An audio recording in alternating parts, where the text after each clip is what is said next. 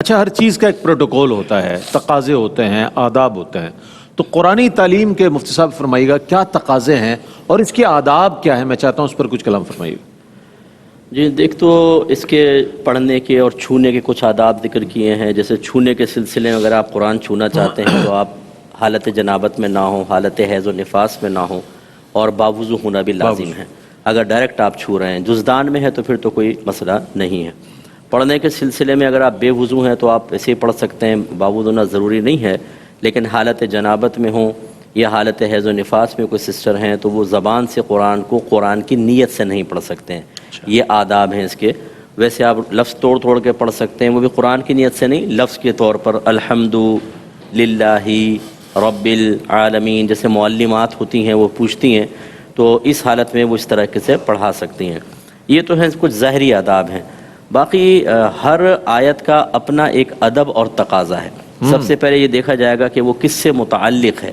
اگر وہ اللہ تبارک و تعالیٰ کی شان بیان کر رہی ہے تو پھر اس کا تقاضا یہ ہے کہ اس کا ادب یہ ہے کہ ہم اس پر غور و تفکر کر کے ذات باری تعالیٰ پر معرفت حاصل کریں.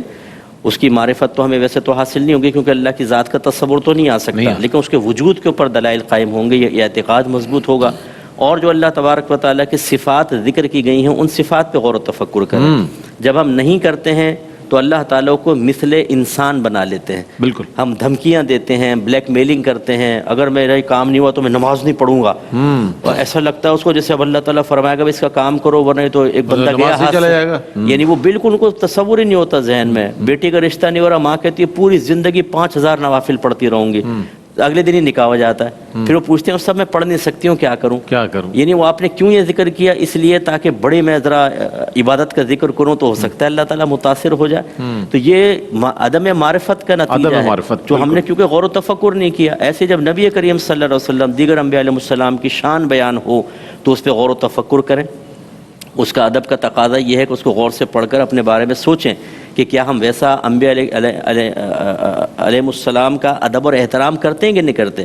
صحابہ کرام، اہل بیت اطہار، جیسے صحابہ کرام کے بارے میں رضی اللہ عنہم ورضوا عنہ اللہ تعالیٰ نے ارشاد فرمایا. اگر یہ چیز اپنے ذہن میں رکھ لیں کہ اللہ کی ذات قدیم، اس کی صفات ذاتیہ بھی قدیم ہے سب کے سب، اس کا علم قدیم، اس کا ارادہ قدیم. تو صحابہ کرام تو ابھی پیدا بھی نہیں ہوئے، بالکل، اور ازل سے اللہ نے اعلان فرمایا اللہ ان سے راضی، وہ اللہ سے راضی. اور علم اللہ کی صفت ہے، اللہ کو پتہ ہے ان کے مابین کیا معاملات ہونے والے ہیں.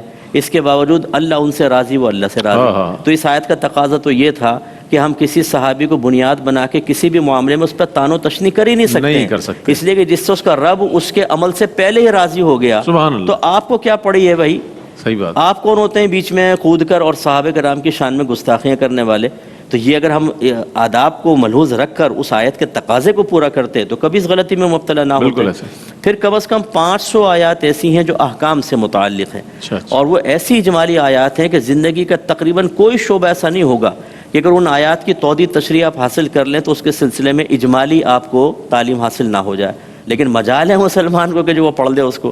ایسے اس میں پچھلی قوموں کے عذابات کے واقعات ہیں، وہ کیوں رکھے گئے ہیں؟ تاکہ ہم سوچیں کہ وہ ایک دو خطاؤں پر پکڑی گئی ہیں اور ہم تو ان جیسی ہزاروں خطائیں کر رہے ہیں. ایک تو یہ کہ عبرت حاصل کریں، اور دوسرا یہ کہ نبی کریم کا ایک انعام ہے، ما کان اللہ لیعذبہم وانت فیہم. اے حبیب، اللہ کی شان نہیں ہے کہ آپ ان کے درمیان موجود ہوں اور اللہ تعالیٰ ان کو اجتماعی عذاب میں مبتلا کر دے. تو اسی طریقے سے جو نصیحتیں ہیں، جنت کے معاملات، دوزخ کے بارے میں بتایا گیا ہے، میدان محشر کی کیفیات کو ذکر کیا گیا ہے.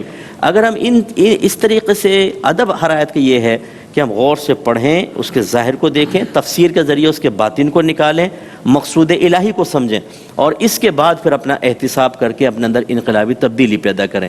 وہ ضرور تبدیلی پیدا ہوتی ہے. ہمارا صرف عربی کی عبارت پڑھنے سے تبدیلی کیسے پیدا ہوگی؟ بعض کہتے ہیں ترجمے سے پڑھیں آپ.